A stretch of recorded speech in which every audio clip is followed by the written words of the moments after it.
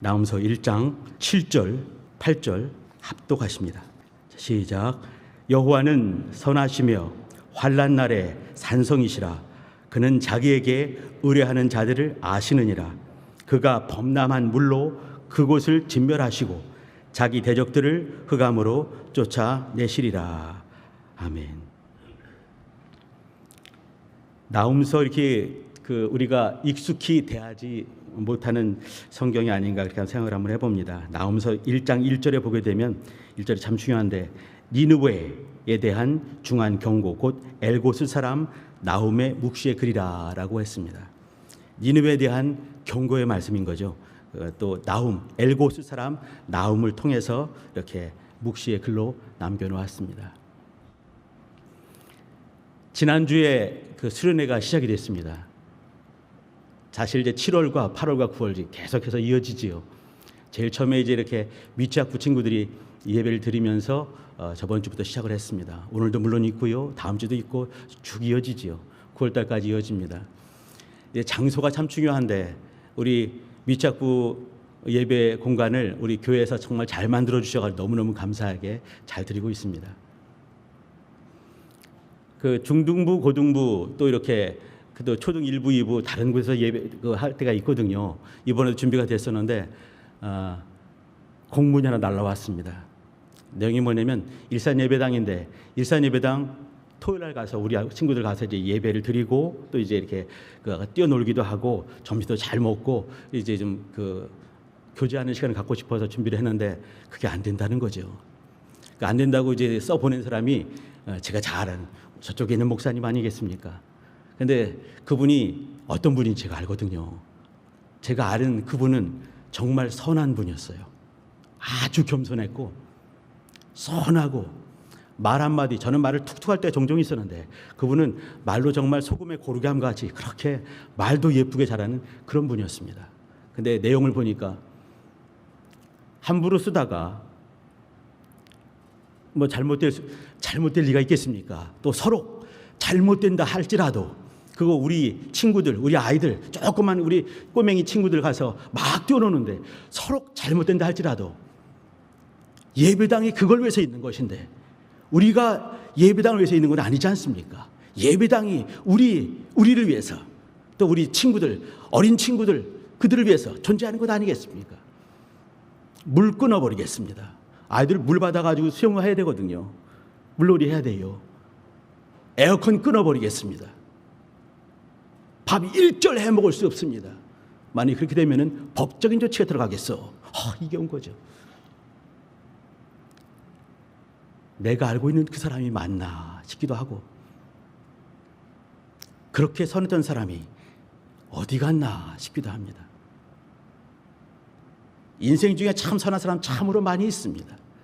그러나 인생의 선함은 인생의 선함에 그치고 마는 것이죠. 무슨 말씀이냐면 어느 때는 선할 수 있지만 어느 때는 그 선이 바닥이 날 수가 있는 것입니다. 또 개인은 선할 수 있지만 어떤 시스템 속에 들어가게 되면 그 선함이 빛을 발할 수가 없는 것이 인생의 선함이지요. 그때 우리 같이 나누고 싶은 얘기는 뭐냐면 선하신 하나님이십니다. 우리 성도님들 하나님의 선하심을 인정하십니까? 욥만큼 우리가 지지난주 계속 나눴는데 욥만큼 험악한 상황을 당한다 할지라도 그 속에서 하나님은 선하십니다. 하나님은 매번 모든 순간에 오르십니다. 내가 고통을 당하고 힘들고 어렵고 답답할 이때라도 하나님은 선하십니다. 할 수가 있느냐 하는 것이지요. 그러나 하나님은 선하십니다. 내가 아주 어렵고 힘든 바로 그 순간에도 눈물이 뚝뚝 떨어지는 그 순간에도 무릎이 와들와들 흔들리는 그 두려운 그 순간에도 하나님은 선하십니다. 그것이 우리의 믿음인 것이죠.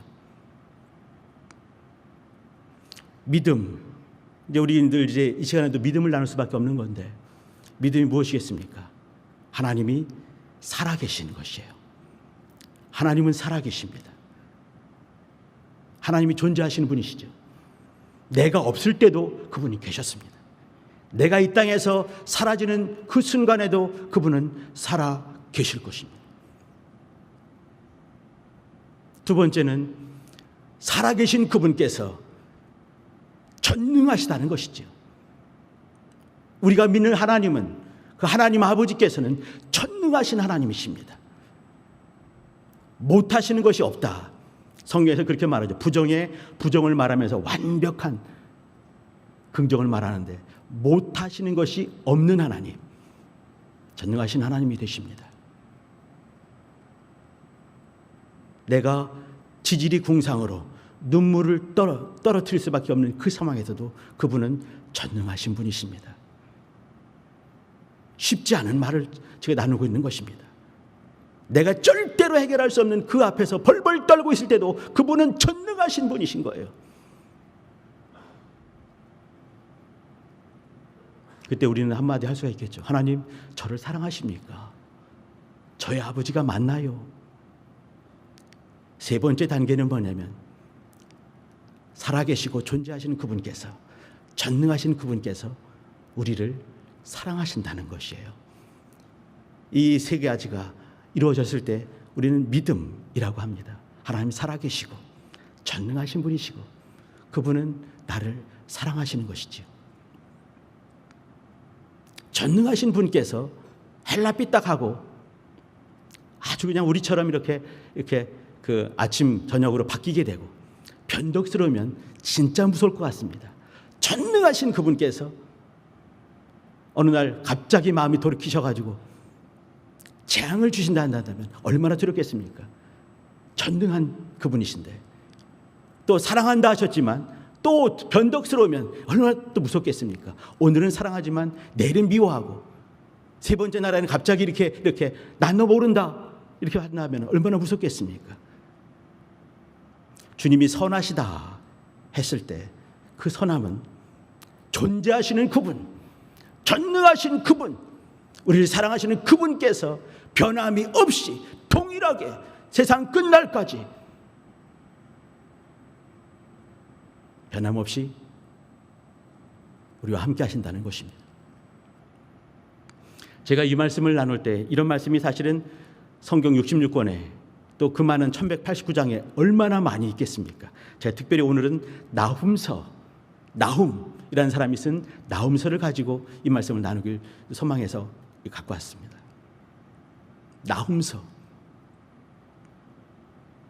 들어가는 말이 니느웨에 대한 중한 경고다 이렇게 말씀했습니다. 니느웨. 우리 성도님들 니느웨 아마 종종 많은 순간에 요나서를 통해서나 또 이제 여기 또 나훔서를 통해서 니느웨에 대한 얘기를 들었을 것입니다. 아수르 제국을 아시지요? 아수르 나라, 이스라엘 북편에 있는 그 거대한 나라. 거대하다는 얘기는 뭐냐면 동쪽으로는 인도까지 갑니다. 서쪽으로는 이집트, 애굽이라는 나라까지 가고 북쪽으로는 러시아까지, 이 남쪽 저 아래쪽으로는 그 아라비아까지 거대한 제국을 이뤘습니다. 아수르 제국 이전에는 제국이라고 말할 것이 없습니다. 물론 그 다음에는 뭐 이제 페르시아 제국, 또 이제 이렇게 바벨론 제국 쭉 나오죠. 로마 제국 나오지 않습니까? 그러면 역사상으로 제국이라고 부를 수 있는 첫 번째 이 나라가 아수르입니다. 물론 그 앞에도 애굽이 있었지만 애굽은 제국을 이루지 못했습니다. 여러 개 나라가 합쳐져 가지고 이제 되는 거 아니겠습니까? 근데 애굽은 그렇지가 못했어요. 애굽 제국이라고 말하지는 않습니다. 이 나라, 이 아수르 나라는 520년 정도, 500년이 넘게 지속이 됐습니다. 제국을 이루고 500년 넘게 간 나라 없습니다. 근데 이 아수르가 기가 막힌 것이죠. 아수르가 그 수도가 있는 니느웨라는 성은 그 아마 우리 성도님들 종종 많은 순간 들었을 것입니다. 이 얼마나 기가 막힌지. 총 길이가 13km가 됩니다. 성이 이렇게 그 낮은 데 30m 정도, 높은 데는 60m가 넘습니다. 두께가 또 얼마나 두꺼운지 그 유명한 얘기 있지 않습니까? 위에 성 위에서 마차, 전차가 세 대가 서가지고 막 달릴 수 있을 만큼 그렇게 넓은 것이죠. 60m가 되고 그렇게 넓습니다. 성이 한 겹이 아닙니다. 5겹으로 되어 있습니다. 또 성과 성 사이를 호수로 파가지고 물이 있어서 함부로 들어오지 못하게 이렇게 만들었는데 호수가 그렇게 3개나 됩니다. 또 기가 막힌 거는 이 니느웨 성, 이 주변에 13km 되는 그 주변에 약 30곳이 넘게 사원들이 있었습니다. 사원들의 안에 무엇이 있겠습니까? 신들이 있는 것입니다. 그 주변을 신들이 쭉 싸고 있고 성, 그 어마무시한 성이 있고 성이 5겹이 있고 호수가 있고 그런 성입니다. 인생이 어떻게 깨트릴 수 없는 그런 성을 만든 것이지요. 자, 문제는 뭐냐면 이 성에 이제 그 제국의 황제, 왕이 있지 않겠습니까? 군주들이 있지 않겠습니까? 어마무시한 또 병정들이 있지 않겠습니까? 이 사람들은 잔인하기 그지가 없었습니다. 자, 한번 생각해 보시기 바랍니다. 우리 성도님들, 이 땅에 있는 권세라 할지라도 하나님과 관계없이 세워진 권세가 있을 수 있겠습니까? 모든 권세는 하나님으로 말미암은 것이죠. 그러면 이 땅에 권세가 있을 때 권세에 대한 책임이 있는 것입니다. 우리가 선하다 했을 때 이 선과 하는 게 된 말이 뭐겠습니까? 순 우리말로 무엇이 있나요? 착하다 하는 것이지요. 만판과 말과 행실이 곧고 바르고 상냥할 때 착하다고 합니다. 공정해야 되는 것이죠. 시대의 도덕성에서 벗어나면 안 되는 것이에요. 근데 아수르 제국은 그렇지 못했습니다. 제가 한번 정리를 하면서 아수르 제국의 왕들의 어록을 몇 개 조사를 한번 해봤습니다. 한번 들어봐 주세요. 왕의 이름 말하지 않겠습니다. 이름이 어렵거든요. 아수르 나시르팔 뭐 이런 말이 어렵지 않습니까? 뭐 디글랏 빌레셀 이런 사람 전부 다 듣도 보도 못한 사람들입니다. 근데 이렇게 말을 했어요. 어떤 왕인데 짐은 잔인하고 그들이 기록에 남긴 것이 지금 남아있는 겁니다. 2500년, 2700년, 2800년, 3000년 전의 기록들이 지금 남아있는 것이에요. 그 기록에 나와 있는 것이 짐은 잔인하다. 전쟁에서 선두를 달리는 온 천하의 왕이다. 굴복하지 않은 자들은 모두 짓밟아 버린다. 온 세상 사람들은 내 손아귀에 잡아 넣었다. 이렇게 말하는 것이에요. 이 말이 뭐겠습니까? 잔인한 것이 그 당시에 도덕이 될 수가 있는 거예요. 잔인한 왕, 위대한 왕이 될 수가 있는 것이죠. 말도 안 되는 일인데 그 당시 이런 것입니다. 어떤 왕은 공포로 내 몸을 감싼 힘이 센 영웅이다. 누가요? 내가요. 왕이요. 공포로 몸을 감쌌다. 사람들 볼 때마다 벌벌 떠는 거죠. 공포로 몸을 감쌌고 힘센 영웅이 나다. 이렇게 말하는 것이죠. 어떤 왕입니다. 모든 것을 삼켜버리는 꺼질 줄 모르는 불이다. 적군의 땅을 몽땅 파괴해버리는 가차없는 무기다. 이렇게 말했습니다. 또 어떤 그 유명한 왕은 들판을 피로 가득 채우는 무시무시한 태풍이다. 이렇게 말했습니다. 이게 뭐냐면 당대의 어떤 선한 모습이라는 거예요. 왕은 이래야만 왕이 된다. 이렇게 말하는 거죠. 어떤 기념 비문을 발견했는데 거기 기념 비문에 왕의 기념 비문입니다. 보니까 이렇게 되어 있습니다. 나는 귀족들의 껍데기를 벗겼다. 3000명의 포로들을 불로 태워 죽였다. 나는 한 명의 포로도 남기지 않았다. 나는 그들의 손과 발을 잘랐다. 귀와 코를 베어냈다. 눈을 다 파버렸다. 또 죄송합니다. 처녀들을 불로 구워버렸다. 산채로. 이게 왕의 치적을 말하는 비문에 새겨져 있는 것입니다. 이런 나라가 아수르 나라였습니다. 우리가 지금 나훔서를 보고 있는데 지금 나훔서가 나와 있을 이 당시는 기원 전 7세기입니다. 7세기면 이미 북이스라엘이 이 아수르로부터 철저히 파괴되고 박살이 나버렸습니다. 사람들 다 죽여버리고 사람들 끄집어내서 포로 잡아가고 또 피를 섞어버렸습니다. 잘 아시죠? 그래서 사마리아가 나오게 되는 거죠. 사마리아 혼혈족이 나오게 되는 것입니다. 그러니까 이 북이스라엘 완전히 그냥 없애버린 것이죠. 그리고 남유다까지 침공하려고 계속해서 전쟁을 하고 있는 바로 그때입니다. 남유다가 감히 아수르를 감당할 수 있겠습니까? 감당 못하는 것이죠. 그때 이제 이 나훔서가 나오게 된 건데, 나훔서가 나오기 전에 150년 전에 하나님께서 이미 니느웨에게 귀한 말씀을 보내셨습니다. 기억나시죠? 누굽니까? 요나였습니다. 요나를 보내서 니느웨 성을 회개케 하라 이렇게 말을 했습니다. 그때도 니느웨는 여전히 아주 무시무시한 그런 잔인한 민족이었습니다. 그럼에도 불구하고 가서 회개케 하라 이렇게 말씀을 보낸 것이에요. 그래서 회개를 하게 되고, 회개하게 되면서 니느웨가 살아난 거 아니겠습니까? 근데 150년 후에 이때는 주님께서 하시는 말씀이 뭐냐면 회개케 하라가 아니라 그 니느웨를 이 땅에서 지워버리겠다, 멸망케 하겠다라고 말씀을 보낸 것입니다. 자, 이제 우리는 지금 하나님의 선하신 얘기를 나누려고 하고 있습니다. 제가 제목을 잡을 때 선한 분은 하나님뿐이다라고 제목을 잡았습니다. 선한 분은 하나님뿐이다. 이걸 히브리 말로 하게 되면요, 토부, 아도나이 딱 두 글자입니다. 토부가 뭐냐면 선하다 이 말이에요.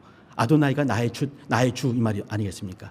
나의 주는 선하시다 이 말입니다. 근데 여기 중요한 말이 뭐겠습니까? 아도나이보다는 사실은 토부가 중요합니다. 그러면 선한 자가 나의 주다, 선한 분이 나의 주다 이 말이거든요. 선하신 분, 그러면 니느웨에게도 선하시냐, 앗술에게도 선하시냐? 저는 지금 앗술에게도 선하셨다라고 말씀드린 것입니다. 이미 150년 전에 회개케 하고 하나님의 능력을 보여줬습니다. 그럼에도 불구하고 다시 돌아가 버린 것이죠. 어느 날 회개했다가 다시 돌아가 버린 것이에요. 저는 이 속에서 제 모습을 봅니다. 왔다 갔다 하는 제 모습. 어느 순간에 충만한 것 같지만 어느 순간에 이렇게 그렇지 못한 내 모습. 열심을 다하다가 어느 순간에 그렇지 못한 모습. 선한 모습 보이다가 갑자기 빽 소리 지르기도 하는 그런 모습들. 우리 모습 많이 있지요. 그러나 하나님은 그렇지 않으신 분이십니다. 하나님의 선하심을 남김없이 알 수 있는 것이 신약으로 넘어오게 되면 알 수가 있습니다. 우리 성도님들, 가버나움 아시지요? 나훔, 여기 나훔서에 나오는 나훔이란 말은 히브리 말로 위로 이 말입니다. 위로라는 선지자가 니느웨를 향해서 너는 멸망할 것이다 라고 얘기를 하는 것이에요. 그러면 니느웨 사람들은 그때 번쩍 정신을 차렸어야 되는 것입니다. 그 옛날에 요나 때처럼. 또 이스라엘 입장에서 보게 되면 이 성경에는 보게 되면요, 위로, 어떤 소망, 회개 이런 말을 한마디 나오지 않습니다. 그렇기 때문에 어떤 사람들은 야, 이거는 증오의 노래 아니냐, 성경이 될 수 있느냐, 이렇게 정경성에 대해서 의문을 가진 사람도 있었습니다. 그러나 할 수 있는 것은 뭐냐면 위로가 두 가지가 있는 것이죠. 직접 나한테 오셔가지고 막 이제 위로를 말씀하신 사람이 있는가 하면, 나의 원수를 향해서 그 원수를 향해서 지독하게 이렇게 저주할 때 이 원수로부터 핍박받는 사람에게는 엄청난 위로가 될 수가 있는 것이죠. 마치 여기 이스라엘 멸망한 이후에 남유다가 있었을 때 남유다의 아주 강력한 원수를 향해서 그 하나님께서 막 저주를 퍼부으시는 바로 그 대목입니다. 원수를 멸하시고 마치 죄를 없이 하시는 주님, 또 원수를 멸하시는 바로 그분을 읽을 수가 있는 것이에요. 니느웨를 저주하시면서 원수를 박멸하시는 그 대목이 있는 것이죠. 가버나움을 기억해 주시기 바랍니다. 가버나움 동네를 마태복음 9장 1절에 보게 되면 본동네 이렇게 말씀했습니다. 본동네에서 그 본이 무엇일까요? 예수님의 동네 이 말을 하는 것입니다. 또 가버나움 뜻이 뭐냐면 나훔의 동네, 나훔의 마을, 나훔의 도시라는 뜻이 있습니다. 그럼 나훔이 무엇이었나요? 위로란 말이었습니다. 위로의 도시, 본격적으로 위로가 나온 것이 바로 여기다라고 말하는 것이죠. 왜 그랬겠습니까? 예수님께서 이적을, 물론 이제 처음 이적은 가나훈의 잔치도 있지만 정말 기가 막힌 이적, 원수가 드러나게 되고 귀신이 떠나게 된 역사가 어디서 시작됐습니까? 가버나움이었습니다. 진짜 믿음이 증거되는, 이 뭐냐면 백부장이 이렇게 믿음을 사용했을 때 주님이 오실 것을 감당치 못하겠습니다, 다만 말씀으로만 해주세요 라고 한 그 백부장이 사는 동네가 어디였겠습니까? 가버나움 동네였습니다.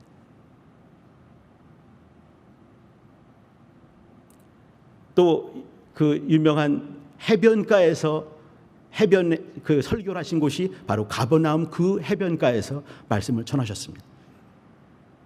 문둥병자가 있었을 때 지붕 뚫고 내려보냈을 때 이제 주님께서 깨끗하게 해주신 거 기억나시지요? 회당장 야이로의 딸내미가 벌떡 일어나 살아나게 된 그 장면 기억나실 것입니다. 이와 같이 주님의 많은 이적들이 남김없이 나타나는 곳이 어디였냐면 가버나움 동네였습니다. 그 동네는 위로의 동네였습니다. 그 동네는 본 동네 예수님의 동네였습니다. 이곳에서 알 수 있는 것이 뭐냐면 하나님의 선하심이 어떤 것인가를 알 수가 있는 것이에요. 진짜 위로는 무엇인가? 귀신이 딱딱 떠나가는 것이에요. 빵빵 떠나가는 것입니다. 주의 말씀이 선포되는 것입니다. 죽은 자가 살아나는 것입니다. 심령들이 살아나게 되는 것입니다. 진짜 믿음을 보게 되는 것이죠. 진짜 위로를 만나게 되는 것이에요.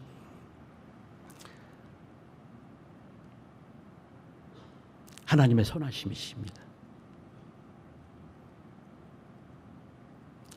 니느웨, 아수르 520년간 거대한 제국을 이뤘지만 그들은 도덕성이 바닥을 쳤습니다. 땅속에 박혀버렸죠. 연회를 베풀게 되면 연회 가운데 나무를 하나 세워놨습니다.